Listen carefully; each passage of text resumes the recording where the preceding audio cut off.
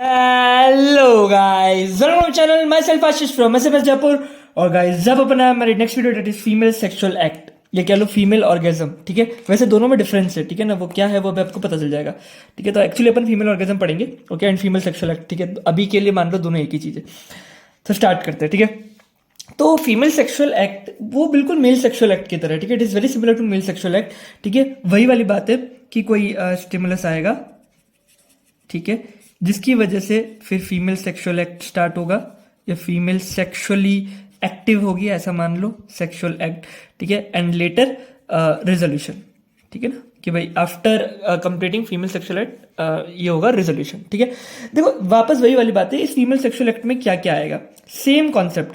Mail में क्या था, erection, then lubrication, and then emission and ejaculation. That is emission and ejaculation को अपन क्या कहते थे, मेल ऑर्गेजम, यहाँ पे फीमेल ऑर्गेजम। तो ये बिल्कुल सिमिलर ही है। ऑफ कोर्स नेचर ने, अपन सब एक ही स्पीशीज है तो होमोसेपियंस ही ना, तो चीजें सेम ही चलती है।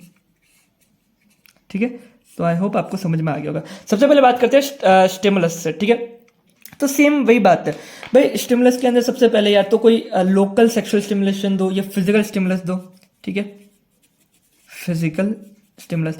तो अब फीमेल्स के अंदर फिजिकल स्टिमुलस क्या हो सकता है, वही यार चीज वही है, लाइक मेल्स में भी वही होता था, मसाज करना। ठीक है ना, ऑफ कोर्स सेक्सुअल ऑर्गन्स की, तो यहाँ पे वही है मसाजिंग, ये कह लो अदर टाइप्स ऑफ स्टिमुलेशन, बहुत से स्टिमुलेशन हो सकते हैं ऑफ द वुल्वा या वल्वा, वेजाइना, ये कह लो अदर पेरिनियल ऑर्गन्स। ठीक है, इन सब की वजह से सेक्सुअल सेंसेशंस फीमेल में आ सकते हैं। एंड ऑफ कोर्स जो क्लिट होगा, that is glands of clitoris. ठीक है, वो एक्चुअली मोस्ट सेंसिटिव रहता है फीमेल के अंदर फॉर इनिशिएटिंग सेक्सुअल सेंसेशंस। तो अगर आप लाइक एक प्राइमरीली स्टिमुलस कह ले तो वो होगा मसाजिंग द क्लाइटोरिस। अगर समझ में आ गया ना, तो लाइक ये नॉलेज हो गया एक तरीके से फॉर इनिशिएटिंग फीमेल। ठीक है, for making her to like preparing her for female orgasm. Okay, and अगर बात करें कि भाई फिजिकल स्टिमुलस के लिए हमारे पास कोई नहीं है, तो क्या हो सकता है, लाइक फिर भी क्या नहीं आ सकते कि फीमेल सेक्सुअल एक्टिविटी नहीं कर सकती, क्या कर सकती है, बाय साइकिक स्टिमुलेशन। ठीक है, एंड ऑफ कोर्स दुनिया से मास्टरबेशन कहती है। तो साइकिक स्टिमुलेशन का मतलब वही वाली बात है, थिंकिंग सेक्सुअल थॉट्स। ठीक है, सेक्सुअल डिजायर्स एंड थिंकिंग और dreaming of like a male is being penetrating her in the vagina. ठीक है, तो इस तरीके से चीजें चल रही है। एंड नो डाउट यार, सेक्सुअल डिजायर जो होती है ना, वो हॉर्मोन्स के हिसाब से फीमेल के अंदर देखी जाती है। ऑफकोर्स मेल के अंदर तो टेस्टोस्टेरोन ऑलमोस्ट कंटिन्यूसली रहता ही है, बट फीमेल के अंदर हॉर्मोन्स में चेंज आता है, जो कि अपन ने मेंस्ट्रुअल साइकिल में देखा।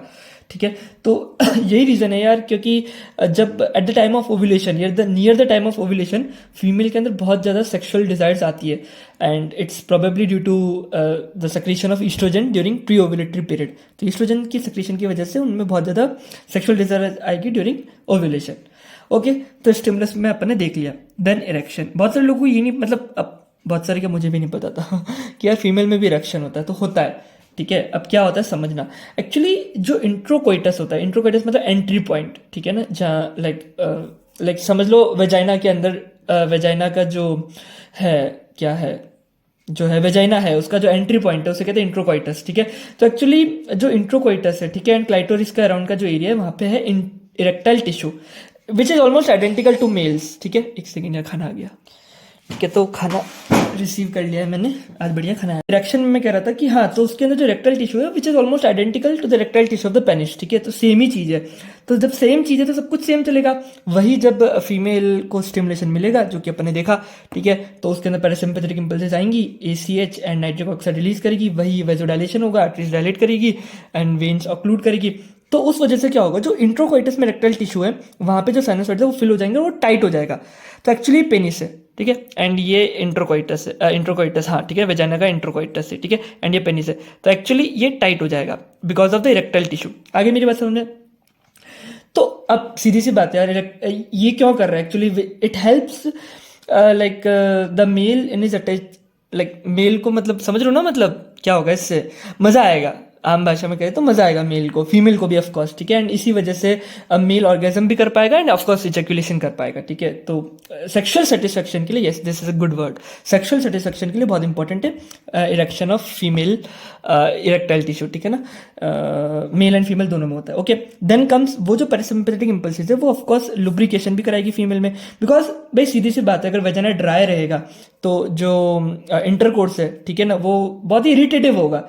ठीक है। तो वो मसाजिंग एक्शन को स्मूथ और सेटिस्फैक्टरीली बनाने के लिए जो पैरासिम्पैथेटिक इम्पल्स है वो एक्चुअली क्या करती है, बार्थोलिन ग्लैंड से, बायलैटरल बार्थोलिन ग्लैंड से, ऑफ कोर्स वो लेबिया माइनर के पीछे होती है, बार्थोलिन ग्लैंड से सेक्रेट कराती है म्यूकस, इंट्रोकोइटस के अंदर, उस वेजाइना के अंदर म्यूकस सेक्रेट कराती है, ठीक है। And of course mucus male urethral gland से भी आ रहा है, वेजाइनल एपिथेलियम से भी आ रहा है, पर मेनली बार्थोलिन ग्लैंड से आएगा, जिसकी वजह से एक स्मूथ और सेटिस्फैक्टरली सेक्सुअल हेल्थ, मतलब सेक्सुअल सेटिस्फेक्शन दोनों को मिल पाएगा। ओके, देन आफ्टर लुब्रिकेशन, तो आपको आप अभी तक बात समझ में आ गई ना कि ये मसाजिंग सेंसेशन एक्चुअली एक ऑप्टिमल स्टिमुलस लाएगा। देखो सीधी सी बात है, दोनों के अंदर ऑर्गेजम आना बहुत जरूरी है। मेल के अंदर क्यों है? क्योंकि मेल का ऑर्गेजम ही इजैक्यूलेशन है, तो ऑर्गेजम नहीं आएगा तो इजैक्यूलेट कैसे करेगा?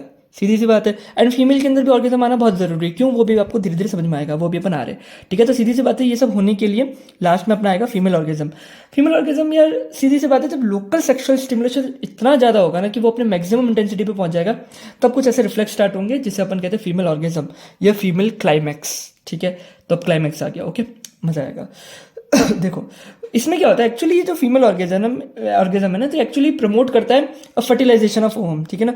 तो फर्टिलाइजेशन ऑफ ओवम जो है वो female orgasm actually fertilization of ovum को प्रमोट करता है। एंड एक्सपेरिमेंटली भी पता करा गया है कि मान लो एक तो लाइक तुम प्रेगनेंसी प्लान कर रहे हो, ठीक है, तो उसका सबसे बढ़िया मेथड है तुम नॉर्मल इंटरकोर्स करो, क्योंकि उसमें फीमेल ऑर्गेजम होगा, ठीक है। एंड अगर मान लो फीमेल लाइक कुछ प्रॉब्लम है, ठीक है, एंड आप आर्टिफिशियल मेथड्स पे जाते हो, तो उसमें चांसेस कम होते हैं कि जायगोट बने। मेरी बात समझ में आ रही है? वो क्यों मैं अभी आपको समझाता हूँ, बट बेसिक बात ये है कि अगर नेचुरल इंटरकोर्स करते हैं, फीमेल ऑर्गेजम आता है, तो ज़्यादा चांसेस होते हैं for the fertilization of ovum. ऐसा क्यों होता है? उसके लिए अपन को समझना पड़ेगा फीमेल ऑर्गेजम क्या होता है। आपको फीमेल ऑर्गेजम में क्या क्या देखने को मिलेगा, ठीक है। सबसे पहले यार कॉन्ट्रेक्शन ऑफ पेरिनियल मसल्स, ठीक है भाई, सारी पेरिनियल मसल एकदम कॉन्ट्रैक्ट करती है, जिसकी वजह से क्या होता है, यूटेराइन और फेलोपियन ट्यूब की मोटिलिटी भी बढ़ती है ड्यूरिंग ऑर्गेजम। एंड यही रीजन है, and it helps actually in transport of sperm to ovum, ठीक है, इसे इजीली वो फ्यूज कर पाएंगे। देन सर्वाइकल कैनाल का डायलिटेशन, ठीक है, cervical canal actually female orgasm के टाइम पे डायलेट कर जाता है, एंड अप टू 30 मिनट्स वो डायलेटेड रहता है, जिसकी वजह से आराम से स्पर्म ट्रांसपोर्ट कर सकते हैं टू दी ओवम, ठीक है। और अगर अपन बात करें तो ऑक्सीटोसिन का रिलीज होना, ठीक है, उसकी वजह से ऑफकोर्स रिदमिक कॉन्ट्रैक्शन आएंगे यूट्रस में। एंड नो डाउट पूरी बॉडी जो होती है ना फीमेल की, एकदम उसमें बहुत इंटेंस मसल टेंशन होता है, पूरी बॉडी थोड़ी सा कट जाती है ड्यूरिंग फीमेल ऑर्गेजम। आप देखना, मतलब देखना नहीं, सॉरी, मतलब समझो ऐसा होता है, ठीक है, इमेजिन कर लो, ठीक है। तो बहुत ज़्यादा मसल टेंशन होती है थ्रू आउट द बॉडी। तो ये सब रीज़न कि भाई ओवम का फर्टिलाइजेशन कराने में हेल्प करता है, तो यही रीज़न है कि normal intercourse is the best thing. Of course नहीं हो पा रहा तो आर्टिफिशियल मेथड्स पे जाना पड़ेगा, ओके। देन जब पूरा फीमेल ऑर्गेजम हो जाता है एंड आफ्टर मेल इजैक्यूलेट, ठीक है, तो फिर जब पूरा फीमेल ऑर्गेजम कंप्लीट हो जाता है, तो फिर ये धीरे धीरे टेंशन नॉर्मल की तरफ आने लगती है, ठीक है। दिस टेंशन गिव्स अवे, ठीक है, धीरे धीरे normal body back to normal होती है। एंड फाइनली एक सेंस ऑफ सेटिस्फेक्शन आता है और एक रिलैक्स्ड पीसफुलनेस आती है, जिसे अपन कहते हैं रिजोल्यूशन। आगे बस में, so this is female sexual act. I hope आप लोगों को आ गया होगा समझ में, ठीक है, कोई ज़्यादा बहुत बड़ी बात नहीं थी। एंड यार आप लोग बड़े नालायक बच्चे हो। कल मैंने मेल ऑर्गेजम पे वीडियो बनाई, मैंने इतना अच्छा मेंस्ट्रुअल साइकिल पढ़ाया था, उतने उस पर ना हफ्ते में जितने व्यूज़ आए ना, उतने मेल ऑर्गेजम में एक दिन में व्यू आ गए। अब ये वीडियो भी देखना, उससे भी आगे जाएगी, मतलब अलग ही तुम्हारा इंटरेस्ट है। एंड एक बात बता दूँ, मैंने आज तक रेयरेस्टली कोई ऐसा यूनिवर्सिटी का पेपर देखा या कोई नीट पीजी में देखा जहाँ पे फीमेल ऑर्गेजम और मेल ऑर्गेजम पे क्वेश्चन आया है, ठीक है। मतलब उनको टीचर्स को लगता है तुमने मास्टर्स कर रखी है इस टॉपिक पे, ठीक है, तो वो लोग पूछते ही नहीं है, पूरा ज्ञान लिख के आ जाओगे, एटकॉम हो जाएगा तुम्हारे लिए ये, ठीक है। एनीवेज, एंड तो फिर फाइनली यार अपना आज हक डे है, ठीक है। सो यार मुझे बहुत सारे लोग बोलते रहते हैं यार सर, देखो हक डे की अगर अपन बात करनी है, वैलेंटाइन से भी सबसे पहले अगर मैं बोलूँ ना, तो अगर मैं आप लोगों को एक बात बताऊँ ना कि हक डे के लेकर के, भाई दुनिया में ना गले मिलने का अगर एक लड़के के लेवल पे देखे, I can't feel a women inside me, of course a female inside me. As a male I am telling कि अगर अपन देखे तो हर लड़के का एक सपना होता है अपने पापा को गले लगाना, ठीक है ना, हक डे के अंदर। लाइक ऑफ कोर्स आपकी जब गर्लफ्रेंड बनेगी एंड आप लाइक शादी कर लोगे, तब भी आप हक तो करते रहोगे अपनी वाइफ को, सिंपल सी बात है, ठीक है, करना ही पड़ेगा करना ही पड़ेगा, क्या खुश हो के करोगे आप, है ना।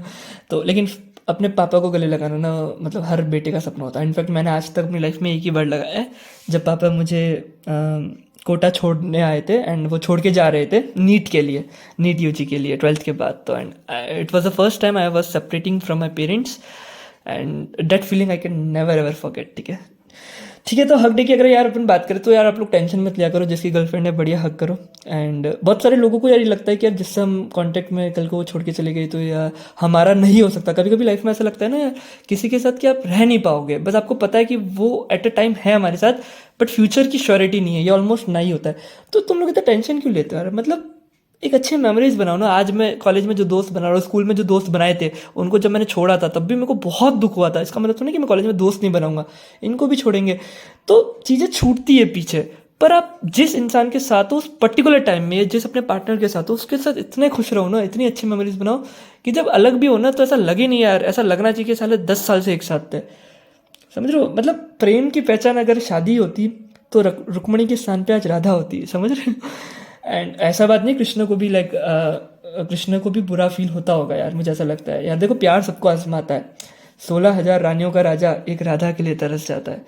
तो बेसिक सी बात है यार, मतलब बढ़िया सी, मतलब बढ़िया से लिखा करो गर्लफ्रेंड को, बहुत उनको पैम्पर किया करो, खुश रखा करो, वो भी आपको खुश रखेगी, बढ़िया। और तो क्या ही है, देखो love has no reason and no season at all. When you learn love someone you don't like, you do it by your heart and your soul. ठीक है, such is my love for you, I am really lucky to have you in my life. ऐसा आप कुछ लिख सकते हो अपने मन से, भाई मैं तो बना रहा था। ठीक है, सो गाइस इस वीडियो में इतना ही यार, मिलता है अगले वीडियो में, तब तक के लिए बाय बाय, जय हिंद जय भारत।